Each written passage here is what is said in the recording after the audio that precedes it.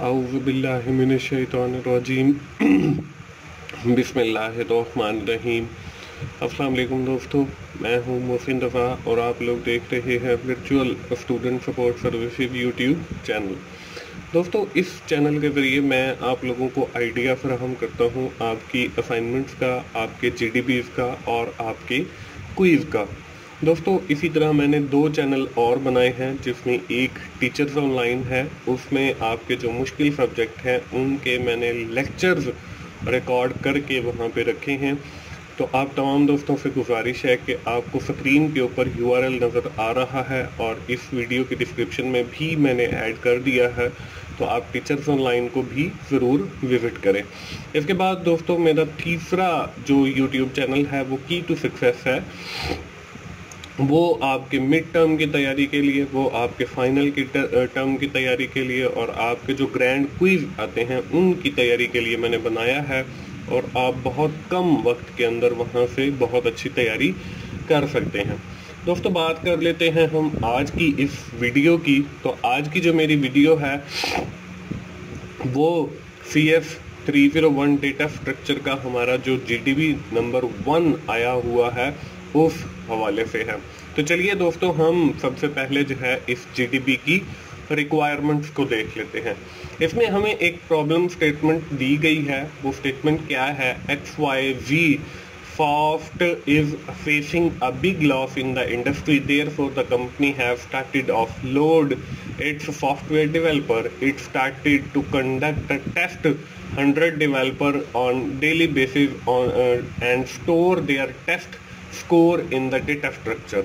After 10 days, 10 दिनों के बाद its CEO wants to terminate 50 developer. वो 50 developer को जो है वो टर्मिनेट कर देता है। 3 developer each month will be the interval of 10 days, और हर 10 दिनों के अंदर 3 लोगों को जो है वो टाइम पीरियड दिया जाता है कि अगर वो अच्छा टेस्ट स्कोर नहीं करेंगे तो they will also be terminated from the company. उनको भी कंपनी से टर्मिनेट कर दिया जाएगा।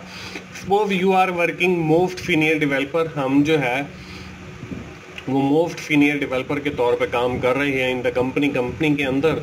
Then which of the following data structure will be recommended to the CEO in the above case scenario? तो हम कौन सा डेटा स्ट्रक्चर जो है वो रिकमेंड करेंगे CEO को to storing the data of different developer, कि वो उसका डेटा स्टोर कर सके डिफरेंट डेवलपर का। इसमें हमारे पास 2 ऑप्शन है, एक AVL ट्री की है और दूसरा हीप की है। Justify your answer with the solid reason, और हमने जो है एक सॉलिड रीजन के साथ जो है उसकी सपोर्ट करनी है उस डेटा स्ट्रक्चर की which we have been selected, जिसको हम सिलेक्ट करेंगे। दोस्तों, ये है हमारी इस GDB की रिक्वायरमेंट। हम अपने सोल्यूशन की तरफ बढ़ते हैं। सोल्यूशन पे जाने से पहले मैं आप लोगों को दिखा दूं कि यहाँ पे स्क्रीन के ऊपर जो है आपको 2 चीज़ें नज़र आ रही हैं। एक ट्री नज़र आ रहा है और ऊपर जो है वो आपको हीप टाइप का एक डेटा स्ट्रक्चर नज़र आ रहा है। अब इन दोनों डेटा स्ट्रक्चर में से मैंने जो है वो AVL ट्री डेटा स्ट्रक्चर को जो है वो सेलेक्ट किया है और उसके अगेंस्ट जो है मैंने कुछ रीजंस लिखी हैं, वो तकरीबन 8 हैं। तो यहाँ पे मैंने वो पॉइंट्स की सूरत में लिख दी हैं।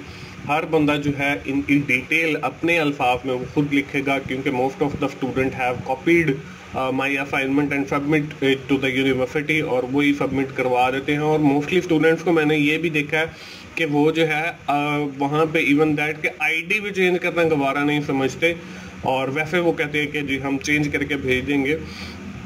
तो वो जो है ID भी चेंज नहीं करते और same as it is submit करवा देते हैं। तो उससे होता क्या है, उससे जो है वो आपका 0 मार्क्स आ जाता है। तो यहाँ पे जो है मैं आप लोगों के साथ कुछ पॉइंट्स डिस्कस करूँगा for selecting the AVL tree as a data structure for the CEO of the company. उसमें पहला जो पॉइंट है वो है every subtree of an AVL tree is also an AVL tree। अब यहाँ पे देखें कि हमारा जो AVL ट्री होता है उसकी जो हर सब ट्री होती है, देखें यहाँ पे 3 है, उसके नीचे 2 चाइल्ड हैं, उसके बाद 6 के नीचे एक चाइल्ड है, फिर 16 के नीचे, मतलब हर जो सब ट्री है उसका जो है वो AVL ट्री ही है, सब ट्री। आप अगर AVL ट्री की प्रॉपर्टीज पढ़ेंगे तो वो यहाँ पे इस ट्री के अंदर फुलफिल हो रही हैं। तो एवरी सब ट्री जो है वो आपका AVL ट्री है, तो इस वजह से भी मैंने जो है इसको सिलेक्ट किया है। इसके बाद अगली जो प्रॉपर्टी है वो है better searching time for the number. अगर आपने कोई नंबर जो है वो सर्च करना है तो आपको AVL ट्री जो है वो बेटर सर्च प्रोवाइड करता है as compare to the heap. अगर आप इसके अंदर सर्च करेंगे तो आपका जो टाइम है वो कम लगेगा, और अगर आप हीप डेटा स्ट्रक्चर के अंदर करेंगे तो आपका टाइम जो है वो ज़्यादा लगेगा। तो यहाँ पे better search time for searching a number, ये मैंने दूसरा पॉइंट लिखा है। इसके बाद तीसरा पॉइंट है the running time is very short as compare to the heap. अब इसका जो रनिंग टाइम है AVL ट्री का वो कम है as compare to the heap से। तो यहाँ पे ये भी इसकी एक खासियत है AVL ट्री को सिलेक्ट करने की। दोस्तों मैं आपको बताता चलूं कि मैंने एग्ज़ाम की तैयारी के हवाले से एक चैनल बनाया है जिसका नाम की टू सक्सेस है। आपको जो फर्स्ट स्क्रीन थी उसके ऊपर भी इसका URL मिल जाएगा और इस वीडियो की डिस्क्रिप्शन में भी मिल जाएगा। आप वहां पे जाएं और वहां पे जो एग्ज़ाम की तैयारी के हवाले से मटेरियल अपलोडेड है या अपलोड होना है तो आप उससे भी ज़रूर फ़ायदा उठाएं। इसके बाद अगला जो पॉइंट है manage large amount of data. अब ये जो AVL ट्री है ये आपको इस बात में भी हेल्प करता है कि अगर आपके पास डेटा बहुत ज़्यादा है तो it will manage the large amount of data. ये आपका जो लार्ज अमाउंट ऑफ डेटा है उसको मैनेज करने में भी आपकी हेल्प करता है। इसके बाद पांचवा है point flow insertion and deletion.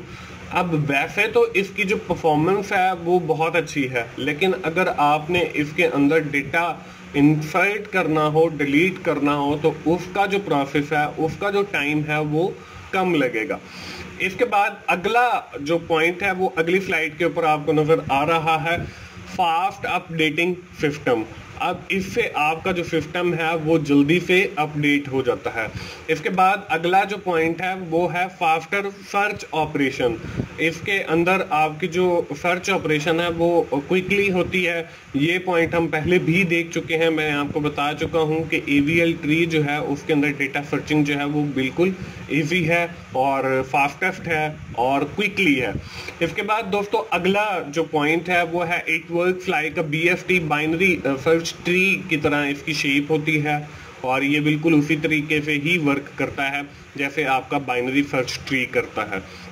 इसके बाद दोस्तों इसमें और चीज़ें भी ऐड की जा सकती हैं, जैसे मैं कहता हूं कि ये जी सेल्फ बैलेंसिंग ट्री है, यानी इसके हर सब ट्री के साथ एक चाइल्ड है।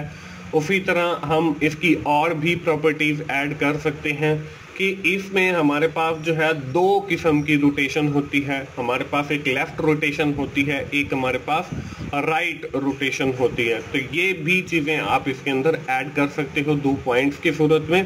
तो ये भी मैंने ऐड कर दिए हैं। तो दोस्तों इस GDB के अंदर जो है वो मैंने आप लोगों के साथ कुल 10 पॉइंट शेयर किए हैं।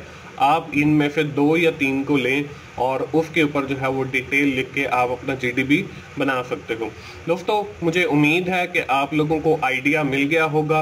आखिर में मैं फिर यही कहूँगा कि आप मेरा चैनल टीचर्स ऑनलाइन पे जाएं, जिसका URL डिस्क्रिप्शन में मौजूद है, उसको सब्सक्राइब करें और साथ ही बेल के आइकन पर भी क्लिक करें और वहाँ पे जिन सब्जेक्ट्स के लेक्चर अवेलेबल हैं आप उनसे ज़रूर फ़ायदा उठाएं। दोस्तों अगर आपको मेरी वीडियोस अच्छी लग रही हैं तो आप उन्हें लाइक कीजिए, अपने दोस्तों के साथ शेयर कीजिए और कमेंट्स की सूरत में अपना फीडबैक ज़रूर दें ताकि मैं और ज़्यादा अपनी वीडियोस को इम्प्रूव कर सकूं। दोस्तों मिलते हैं अगली किसी असाइनमेंट सोल्यूशन के साथ या GDB सोल्यूशन के साथ। उस वक्त तक के लिए अल्लाह हाफिज़।